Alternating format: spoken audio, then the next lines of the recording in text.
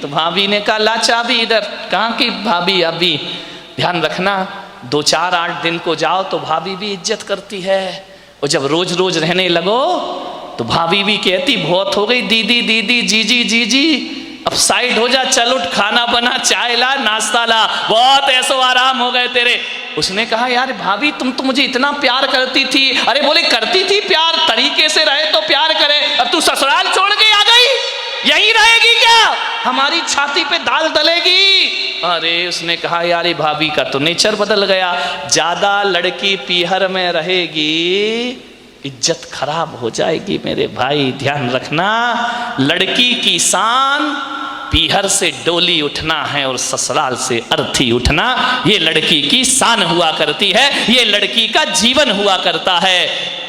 भाभी का व्यवहार, मंदिर गई 1 दिन 2 दिन 5 दिन 2 महीने हो गए, अब तो मंदिर वालों को परेशानी हो गई, पूछने लगे क्यों लेने नहीं आ रहे क्या? अब तेल जले तेली का, दिल जले मसालची का। बाप के यहाँ रह रही है, पड़ोसी का पेट दुख रहा है, जो भी सहेली मिलती क्यों कहाँ घूम रही, जीजा जी नहीं आई क्या? अरे उसने कहा सत्यानाश हो वो जीजा का, ना मुझे ससुराल में रहने दे रहा है ना पीहर में रहने दे रहा है। जहां जाए, शादी में जाए, पार्टी में जाए, कहीं भी जाए, हर कोई पूछे क्यों लेने नहीं आ रहे, छोड़ दिया क्या? अरे उसने कहा यहां जीना तो और भी, मेहमान पूछे, रिश्तेदार पूछे, जो देखो वो टोके, ससुराल नहीं जाती है, 3 महीने हो गए, झगड़ा चल रहा है क्या, कुछ अनबन है क्या? अरे उसने कहा मैं तो मर गई, वहां से गई यहाँ, आसमान से गिरी और खजूर पे।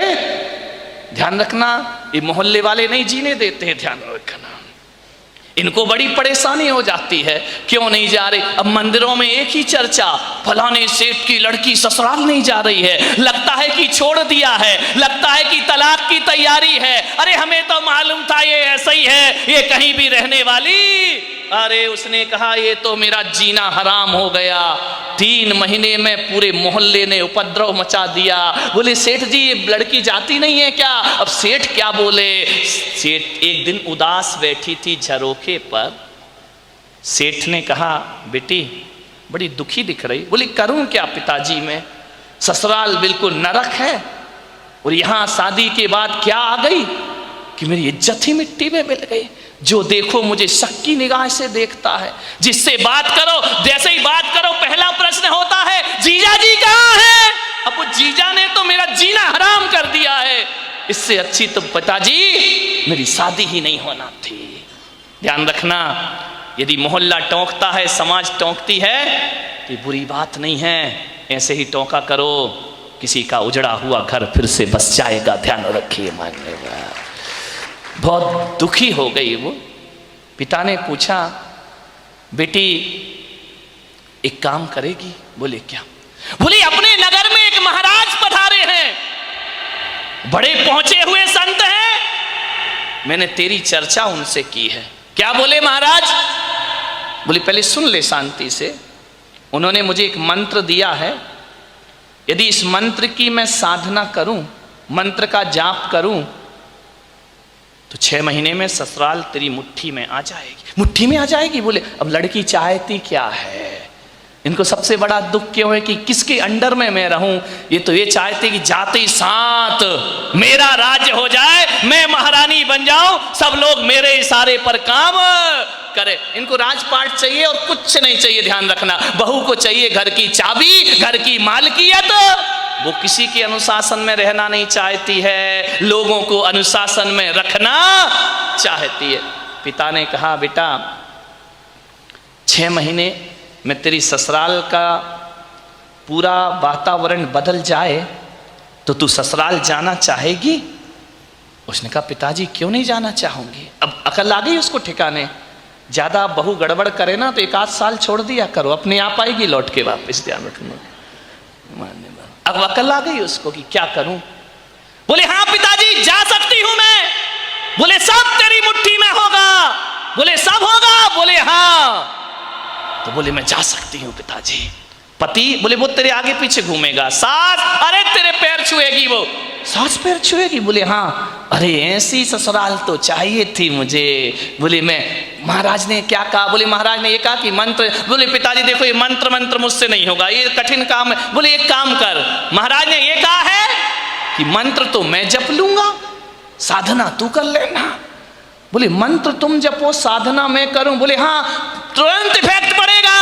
तो बोले पिताजी मुझे क्या साधना करना है? बोले साधना तुझे इतनी करना है कि 6 महीने किसी को जवाब मत देना, किसी को भी कोई कुछ भी बोल दे, 6 महीने जवाब मत देना, और 6 महीने किसी से अकड़ना मत, झुक करके जीना, ईमानदारी से काम करना। बोल तैयार है? बोले पिताजी तैयार हूं, बस 6 महीने ना? बोले हाँ। उससे ज्यादा तो नहीं? बोले नहीं, उसके बाद ससुराल मेरी मुट्ठी में। अरे बोले तुरंत मुट्ठी में। वो बोले नहीं हुई तो बेटा अपना घर है, वापिस आ जाना। गया, तैयार हो गई, पिता ले गया ससुराल में। जैसे ही पहुंचा सबने देखा, फिर आ गई ये आफत की जान है। कोई नहीं बोला इनसे, न ननन ने बोला कि भाभी आ गई, न देवर ने बोला भाभी आ गई, न जेठ ने बोला बहू आ गई। पति ने कहा फिर आ गई कलमुही इस घर को बर्बाद करने। गुस्सा तो इतना आया उसे, लेकिन पिता ने कहा साधना, ध्यान रख, कुछ भी मत बोल। 6 महीने गई, पिता ने छोड़ा।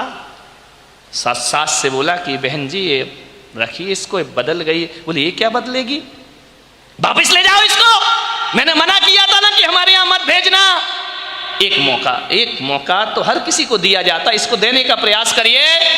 सास ने कहा ठीक है।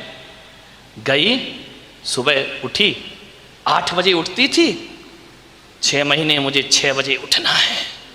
उठी, गई, सासू के पैर पड़े। अरे सास ने कहा ये क्या है, ये पैर पड़ रही मेरे। बोले अम्मा जी आशीर्वाद दो कि आज का दिन सुख शांति से बीते, शुभ बीते। तुम आशीर्वाद दे दो तो सुख शांति। सास खुश हो गई तो फिर तो शांति शांति है। बोली अम्मा जी आशीर्वाद दो मैं सबको खुशियां बांट सकूं। अम्मा ने कहा यार ये बोल क्या रही है? ठीक ठीक बेटा आशीर्वाद। जा रही थी, एक पैर की चोट लगी, कांच का गिलास फूट गया। ससुर ने कहा अंधी है क्या, दिखता नहीं है तुझे?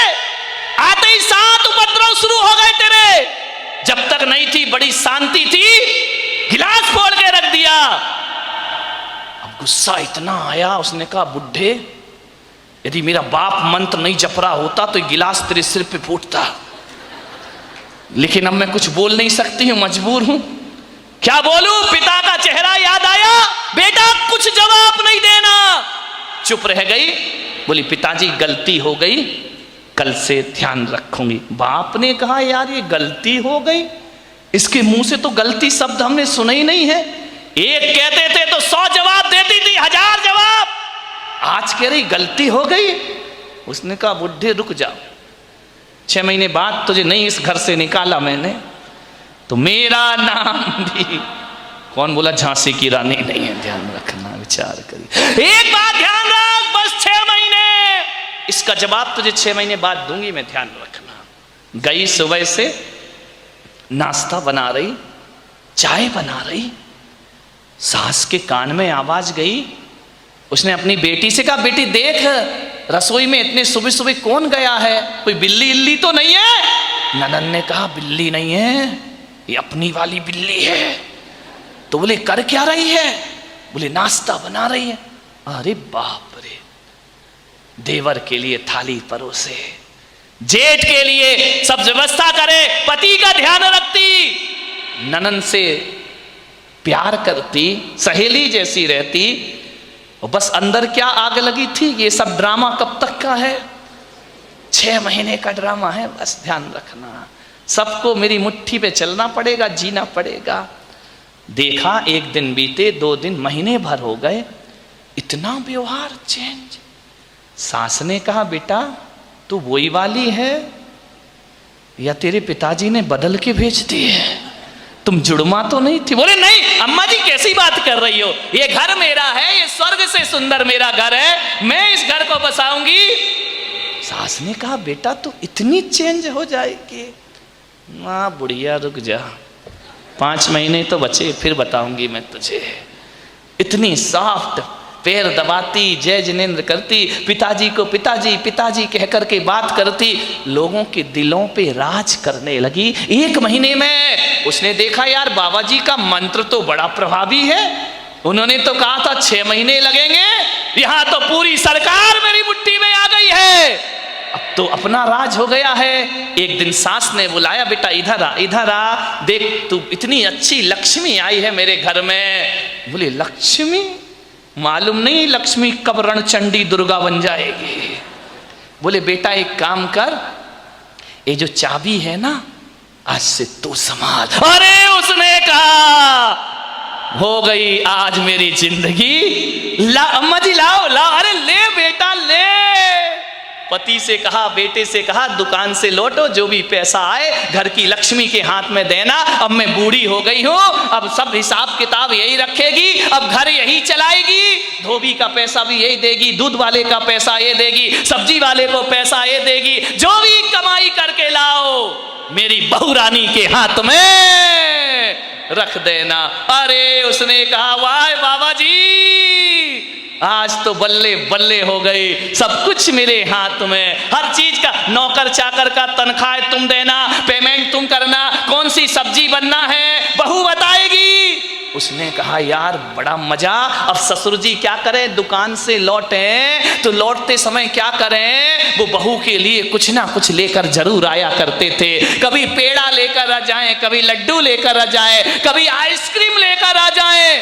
अरे उस बहू ने कहा यार कितने मजे हो गए यहाँ पर। ध्यान रखिए, बुजुर्गों से मेरा निवेदन है, ससुर से मेरा निवेदन है, सास से मेरा निवेदन है, जब भी बारामती से कहीं बाहर जाओ, घूमने जाओ, कहीं भी जाओ, कुछ लेकर आओ या ना आओ, अपनी बहू के लिए एक साड़ी लेकर जरूर आया करो, अपनी बहू के लिए कुछ ना कुछ सामान। ये तालियां बहुओं ने बजाई क्या सासुओं ने? बड़ी होशियार है, बहुओं ने बजाई, मजा आ गया। आज हो गई सासुओं की धुलाई। लेकिन ये सासुएं इतनी बेईमान हैं, बाहर जाएंगी लड़की के लिए लेकर आएंगी, बहू के लिए नहीं लाएंगी। ध्यान रख, ये छोटी छोटी बातें हैं, ध्यान रखना। यदि हर बार ससुर जी घर लौटे, रोज घर लौटो, कुछ ना कुछ बहू को लेकर आओ। तुम बाहर जाओ सासुओं तो कुछ ना कुछ लेकर जरूर आओ। अरे एक नया मंगल सूत्र ही लेकर आ जाया करो, और कुछ ना मिले तो कौन बोला अच्छी सुंदर सी चप्पल ले आया करो। नहीं, चप्पल मत लाना, बहू का मूड बिगड़ जाए तो। एक मोबाइल ले आया करो कि मेरी बहू को मोबाइल। ध्यान रख, इन बातों से कुछ होता नहीं है, लेकिन बहू के मन में ये भावना आती है कि बाहर घूमने के बाद भी मम्मी ने मेरा ख्याल रखा है। आपके प्रेम के संबंध बन जाएंगे, आपकी आत्मीयता के संबंध बने जाएंगे। आप चाहते हो ससुर जी बोलो कि घर में हमारा कोई इंतजार करे, वैसे तो बुढ़ों का कोई इंतजार नहीं करता है, चाहते हो कि कोई इंतजार करे। इंतजार फोकट में नहीं होता मेरे भाई। यदि रोज मीठा लेके आओगे तो बहू कहेगी पापा जी नहीं आए, आज लेट हो गए, अभी तक नहीं आए। वो इंतजार तुम्हारा नहीं कर रही है, गुलाब जामुन का कर रही है। किसी भी बहाने घर में इज्जत तो बनाओ मेरे भाई, ध्यान रखिए। तीर्थों पे जाओ तो बहू को लेकर कुछ ना कुछ आइए। आप बताइए, आप सोचिए, विचार करिए, आपके संबंध अच्छे, ससुर जी लौटे, बहू के लिए कुछ ना कुछ लेकर आए। धीरे धीरे 1 महीने में परिवार तो बदल गया, दूसरे महीने में बहू के विचार भी बदल गए। सबके साथ ऐसे रहने लगी, ऐसे रहने लगी। एक दिन रक्षाबंधन का त्योहार आया, भाई लेने आया। भाई ने कहा बेटी दीदी राखी का त्योहार है, घर चलना है। तो मालूम है बहू क्या बोली? मेरी मम्मी से पूछ लो। जब पहली बार नजारा क्या था, भाड़ में जाए वो डायन। आज क्या कह रही है? मेरे पिताजी से पूछ लो, मेरी मम्मी से पूछ लो। भाई ने कहा ये तू ड्रामा कर रही है, हकीकत का मामला है। बोले चुप बैठ, पूछ के आजा। गया, अम्मा जी दीदी को ले जाऊं। अरे बेटा कहाँ ले जा रहा है? बोले रक्षाबंधन है। बोले बेटा त्योहार है तो मैं मना नहीं कर सकती, लेकिन जब से तेरी बहन इस घर में आई है स्वर्ग जैसा वातावरण हो गया है। वो ना रहेगी तो हमारा मन ना लगेगा, वो ना रहेगी तो एक दिन काट काटना मुश्किल है। देवर बोला भाभी जल्दी लौट कर आना। ननंद की आंखों में आंसू आ गए। ससुर ने कहा बेटी तू मेरी बुढ़ापे की लाठी है, जल्दी घर वापस लौट के आना। देखो भैया राखी बंधे और दूसरे दिन भेज देना मेरी बेटी को, इसके बिना हमारे घर की शोभा। भाई ने देखा ये बात, गई घर पीहर। जैसे ही पहुंची पिता ने पूछा बेटी ससुराल कैसी है?